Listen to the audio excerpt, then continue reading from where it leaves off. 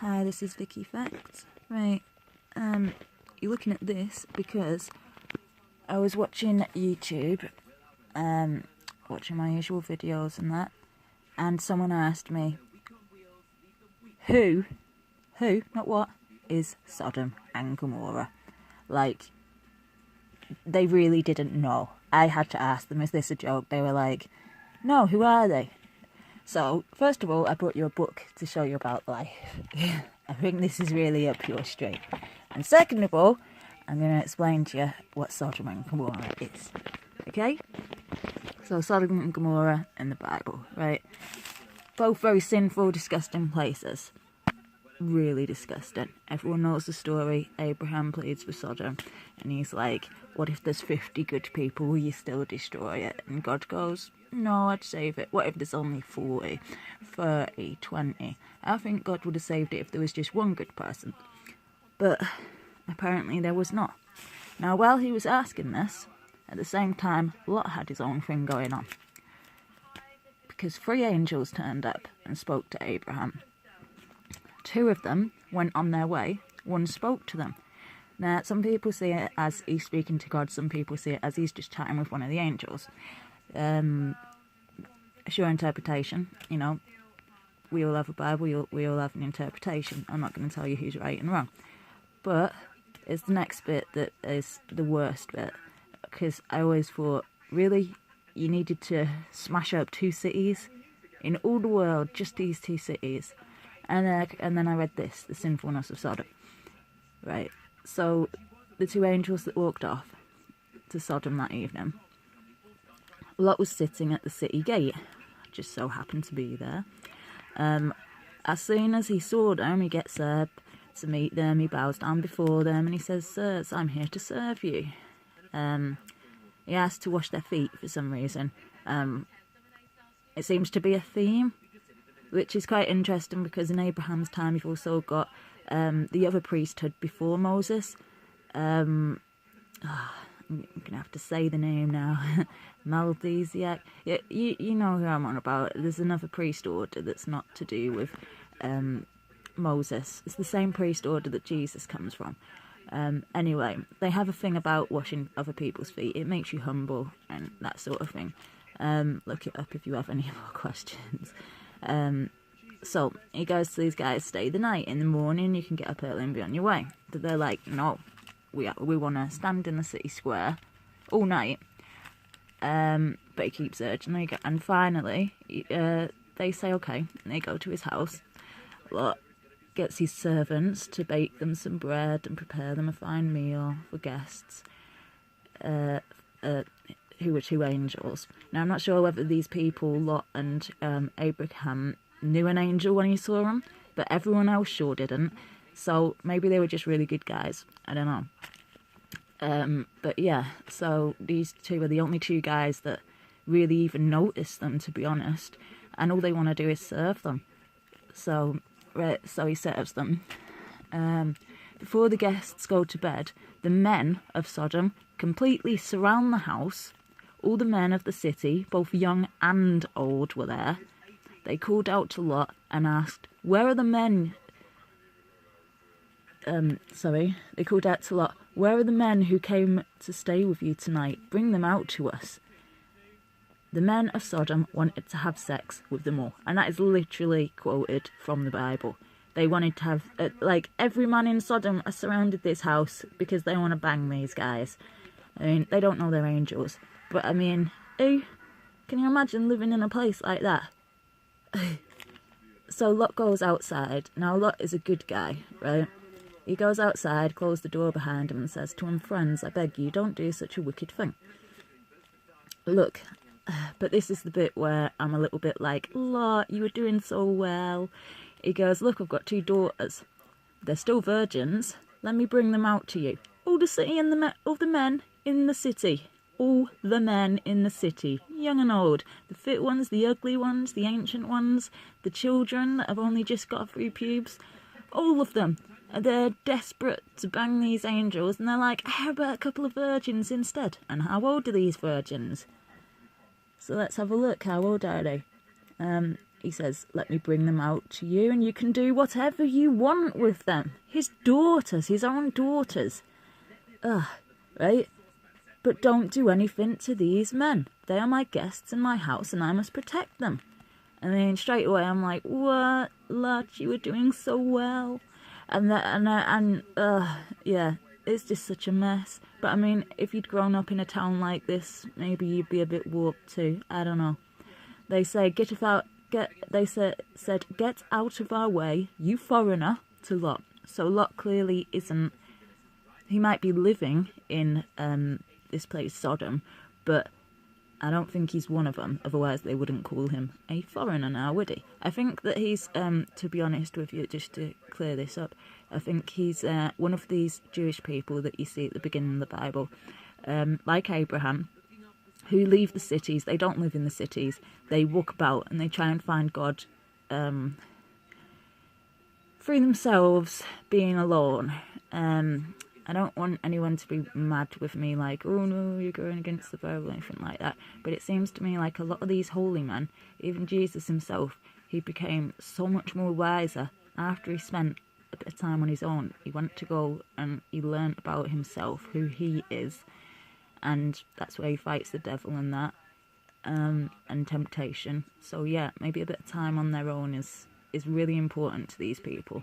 And there's just a certain type of people in the Bible that do that, and they seem to be the most holiest people.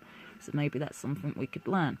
A little bit of time on your own is good. Getting away from the city is good for you. Anyway, yeah, so they say, get out of the way, foreigner. Who are you to tell us what we are to do? Out of our way, or we will treat you worse than them. So they already are going to rape these two guys. What are they going to do that's worse to him? These are some sick people, right? They pushed it Lot back and moved up to break down the door. But the two men inside reached out, pulled Lot back into the house and shut the door. Then they struck all the men outside with blindness so that they could not find the door. Right? That's the end of that bit. The next bit's where Lot leaves Sodom. So yeah, clearly these guys are angels. At this point they've shown that they have power. They've given them blindness. Although they're already pretty dark anyway, their lives are, things that they're doing.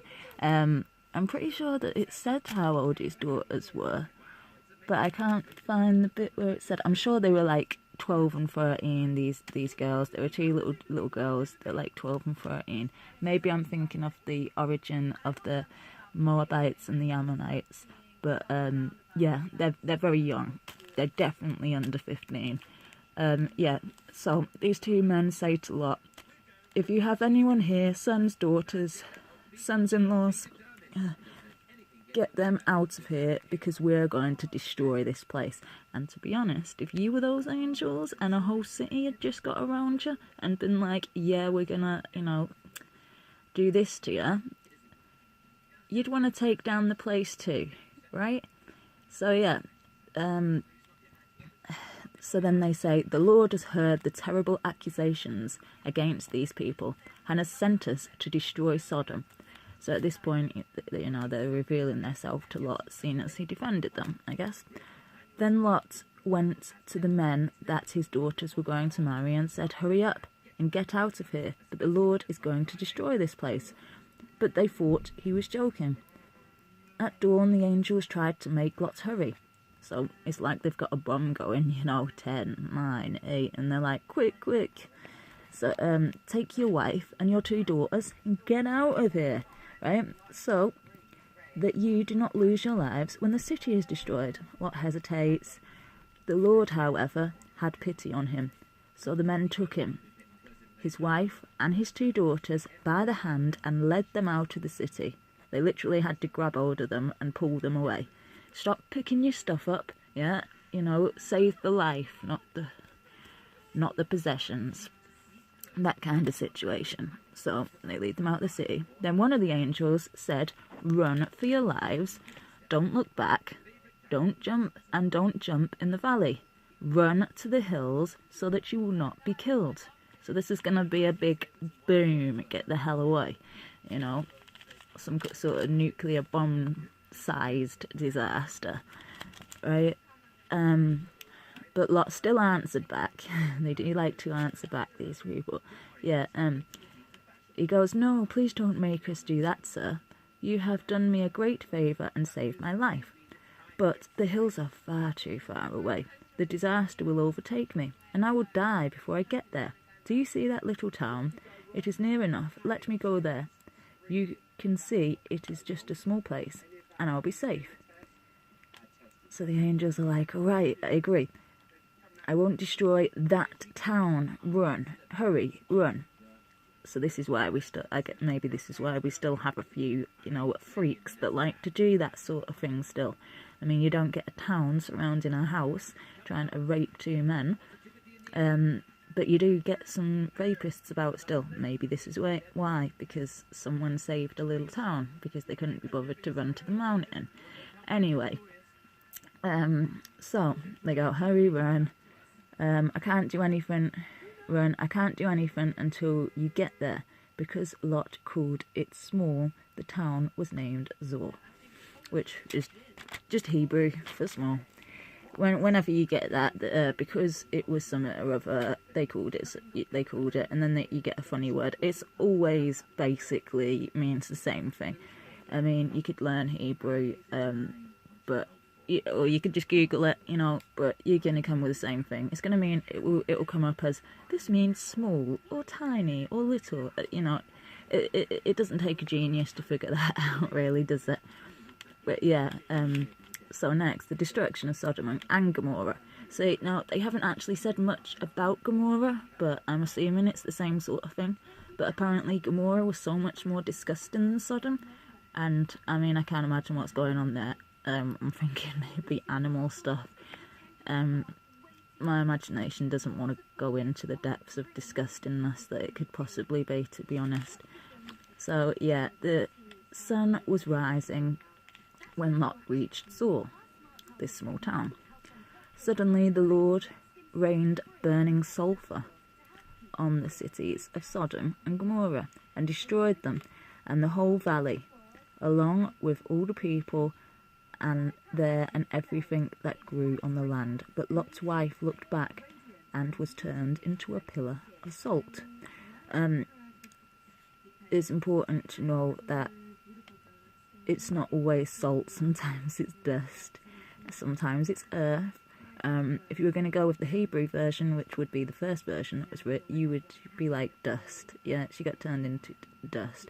But like, so basically she's gone back to what she was before. You know how at the beginning he says to Adam, you'll plough the earth and, you know, you'll work all your life and then you'll go back to what you came from, the ground. Yeah, so I think that's basically what they're getting at. She got deatomized.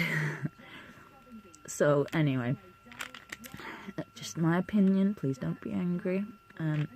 Early the next morning, Abraham hurried to the place where he stood at the presence of the Lord.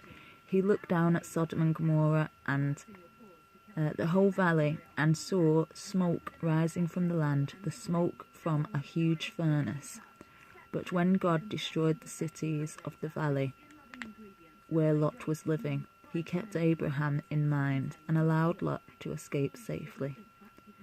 Which is strange, because it's a small sentence. He kept him in mind and allowed Lot to escape safely.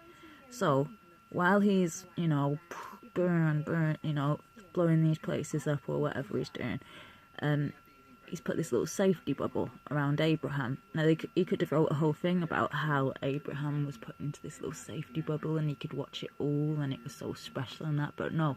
This is a special thing just for Abraham and for anyone who can understand it. So, I'm not saying that anyone's dumb or anything, but, like, yeah, this is a special thing just for Abraham. It's another way, there's so many ways that it's said in here, Abraham is so special. But this is another way they say it. He was clearly kept, because, I mean, Abraham was just up the road from Sodom, and this other guy's got to run miles. And his wife turns around and dies because she just turned around. And she was like meters away from safety. So how did Abraham survive? He must have been in a bubble of protection. I call it a bubble of protection, but, you know, what it was, you know, I don't know. And then you get into something else that's sick. The origin of the Moabites and the Ammonites. I hope I'm saying the words properly. If I'm not, I'm sure somebody will tell me. Yeah, because Lot was afraid to stay in Sodom, a small town. Now, he's afraid to stay there, so clearly it's a bad town. So the thought I had earlier that maybe, you know, if someone would have just gone to the hills as they were told, so all of this could have gone, maybe there wouldn't be any of this sickness going on.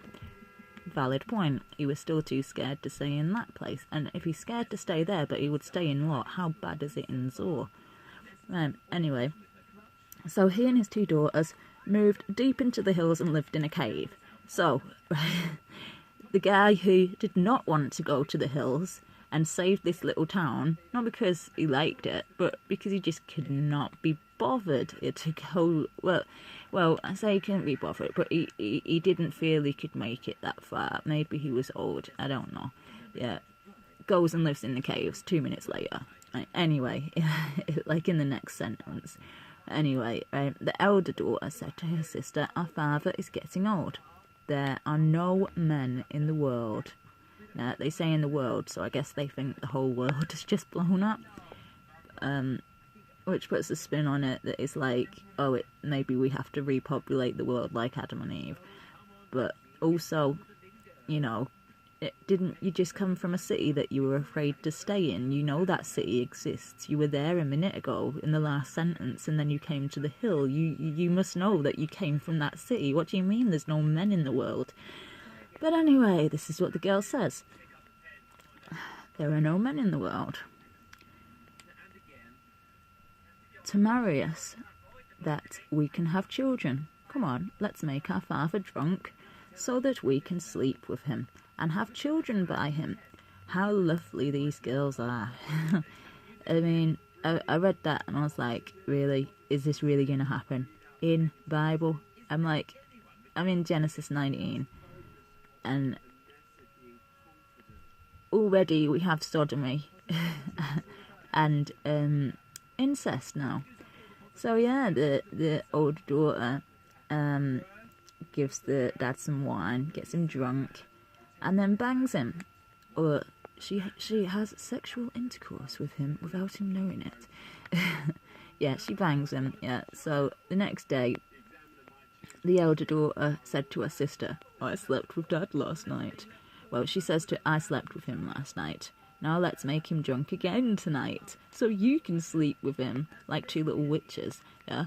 And each of us will have a child by our father, and they're probably sat there all happy and clapping their little hands about it, all so happy. And I mean, the whole thing's pretty sad and sick, really. Yeah, so it goes on. So that, so that night they made him drunk, and the younger sister had intercourse with him. She banged him. Again, he was so drunk that he did not know it. Okay, right?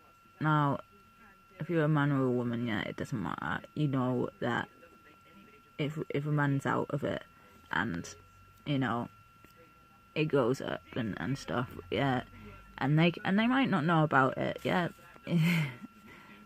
You don't need me to spell it out for you. This is possible, okay? Right? So, anyway. Not that I would do something like that. It's sick, but I mean, you know, it's something that everybody knows. Anyway, yeah. So, in this way, both of Lot's daughters became pregnant. Just once they slept with him, and they got pregnant. It must be very simple in the olden days. Nowadays, it seems to be that people have to do it quite a few times. But anyway, so they become pregnant by their own father. The elder daughter had a son, who she named Moab. Moab, it sounds like the Hebrew name from my father. So basically, she's very proud that her son came from her dad. And she's basically saying, I got my kid from my dad by calling him Moab. Younger daughter, who was the ancestor of the present day Moabites, just in case you didn't get that. I'm sure you did. I mean, it's in the name. The younger daughter also had a son who she named Benami,